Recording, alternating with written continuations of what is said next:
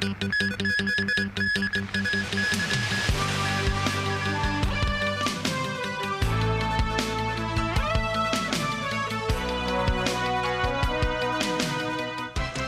evening, and thank you for joining us. Beijing has confirmed President Xi Jinping will hold an in-person meeting with U.S. President Donald Trump in the South Korean port city of Busan tomorrow. Trump said the meeting will last 3 to 4 hours.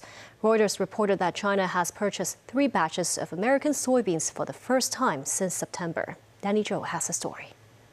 元首外交对中美关系 A foreign ministry spokesman confirmed President Xi Jinping and U.S. President Donald Trump are poised to engage in in-depth discussions in Busan on strategic and long-term issues of bilateral relations and major topics of mutual concern. The spokesman has expressed readiness to work with the U.S. in yielding positive results, fostering new guidance and injecting fresh momentum into the stable development of the Sino-U.S. ties. The much-anticipated meeting, the first since 2019, comes as the two parties agreed to a preliminary trade consensus in Kuala Lumpur, Malaysia, on export controls and extending a tariff truce. The Wall Street Journal reported a trade framework is likely on the agenda, as a possible agreement from the Xi-Trump meeting could help resolve issues such as port fees and export curbs on high-tech products. Ahead of the pair's expected talks, Trump indicated on Air Force One en route to South Korea that he's willing to cut tariffs on Chinese goods in exchange for cooperation in combating the flow of fentanyl ingredients. I expect to be lowering that because I believe that they're going to help us with the fentanyl situation. They're going to be doing what they can do. In Gyeongju, a historic city playing host to this year's APEC summit, Trump met with South Korean President Lee Jae-myung this afternoon on tariffs and to reaffirm the two countries' combined defense posture. Trump addressed an APEC business leaders event, touting the deals signed or in the works during his Whirlwind Asia tour. He added the world is watching for a trade deal with China at the upcoming meeting with Xi. Probably you know that President Xi of China is coming tomorrow here.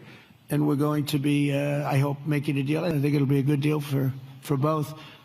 And that's really a great result. That's better than fighting and going through all sorts of problems and, no reason for it. The world is watching. And I think we'll have something that's very exciting for everybody. Danny Zhou, TVB News. As President Xi Jinping and U.S. President Donald Trump will meet tomorrow in Busan, South Korean authorities are stepping up security. As all eyes are on the progress of trade negotiations between the two countries, some analysts suggest Beijing and Washington would reach trade agreements in the meeting. President Xi Jinping and U.S. President Donald Trump are poised to meet in South Korea, with Busan Gimhae Airport's Ippon Tower in the airbase tipped to be the preferred venue.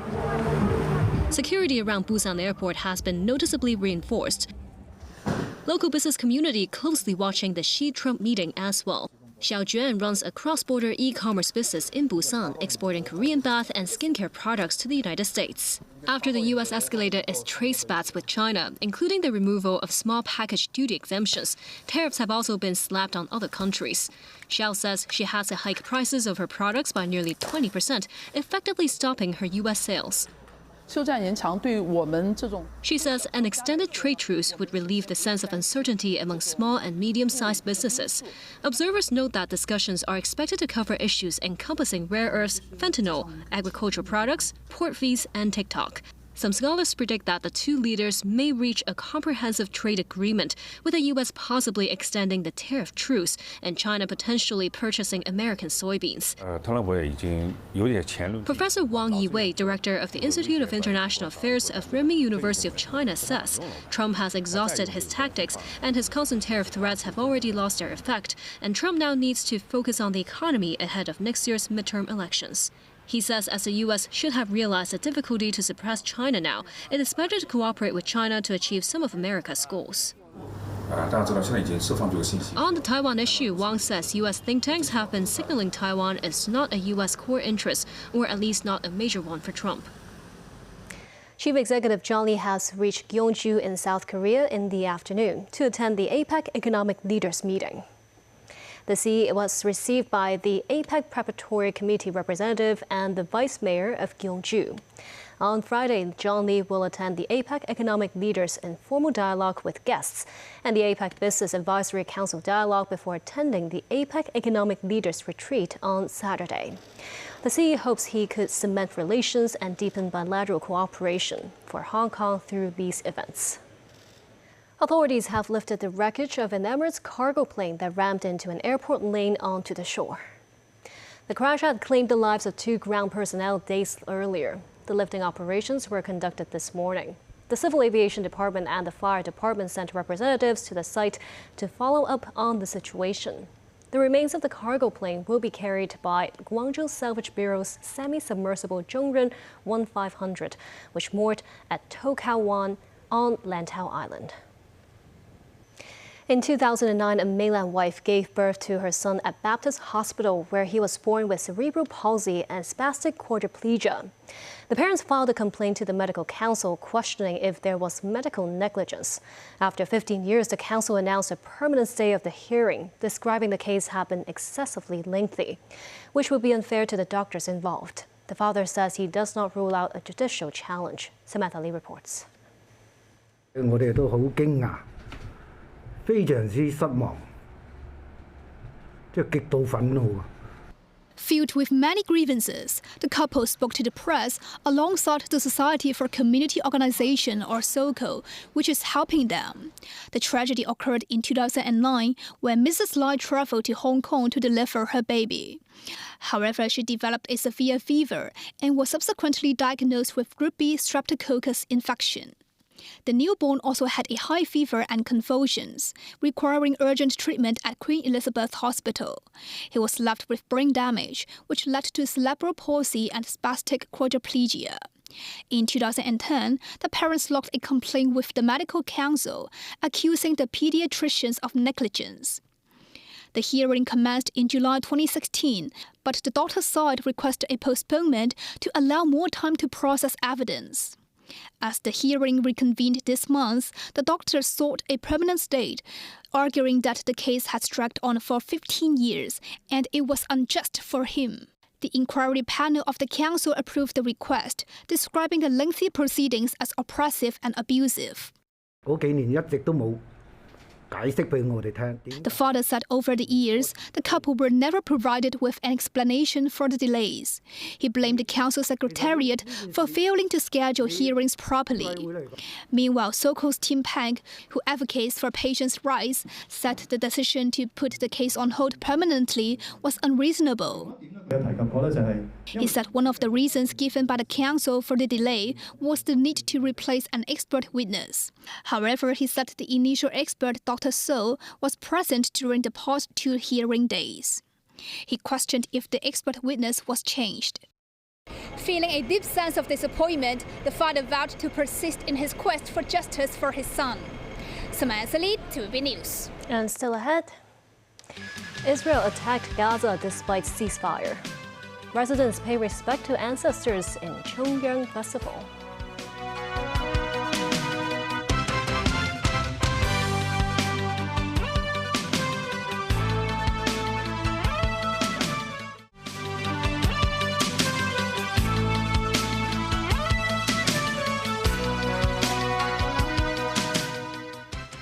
Welcome back.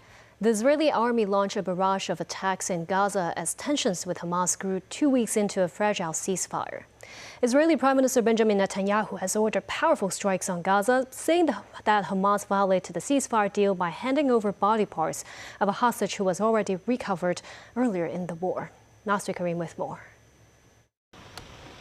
Another convoy bringing the remains of an Israeli hostage.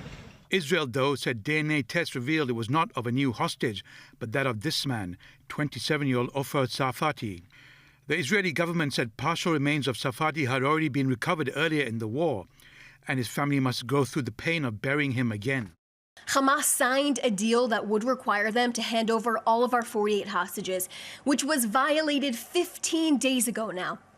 Israel has not only waited patiently during this time, but gave Hamas an opportunity to retrieve and hand over all of our 28 deceased hostages in captivity. Familiar scenes in the Gaza skyline as Israeli airstrikes caused more deaths and damage. Casualties are brought to the Nasser hospital in Khan Yunis in the south.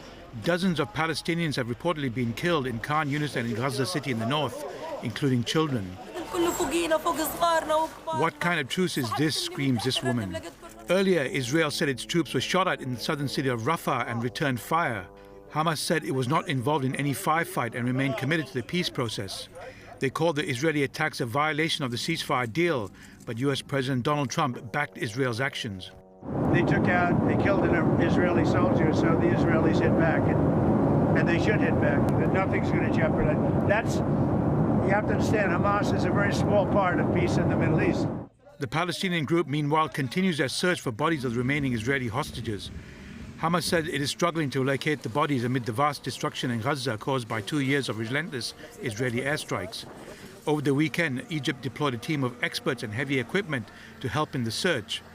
An Arab official involved in negotiating the ceasefire said talks were underway with both sides trying to prevent the truce from collapsing. Nazvi Karim, TVB News. Today is Chongyang Festival, a time when residents traditionally go up the hills to pay respects to their ancestors. In light of recent chikungunya fever cases, many grave sweepers make preparations to prevent mosquito bites. Samantha Lee tells us more. At the Diamond Hill Columbarium, crowds of grave sweepers went uphill this morning. The facility is located only about 20 minutes walk from Phong Ta Estate, where an 82-year-old woman who was the first locally originated chikungunya case resides. But this did not hamper the residents' determination to pay respect to their ancestors. A station was set up nearby to provide mosquito repellent for public use. This man said he was on high alert and he sprayed mosquito repellent all over his body. This resident said he would leave as soon as he finished the rituals. Meanwhile, in Taiwan, parents brought along their children, carrying bags of offerings, incense, as well as bouquets of flowers to honor the tradition. This man said he spent hundreds on joss papers and pork, just to show respect to his ancestors. This woman noticed a price hike in the offerings, compared to previous years. The newly opened Shakmun Columbarium was packed with people. The facility enforces a smoke-free worship policy. Burning joss sticks and incense offerings are banned completely within the area. Visitors are encouraged to pay their respects with flowers. Samantha Lee, TVB News. And that's the news. Thank you for watching.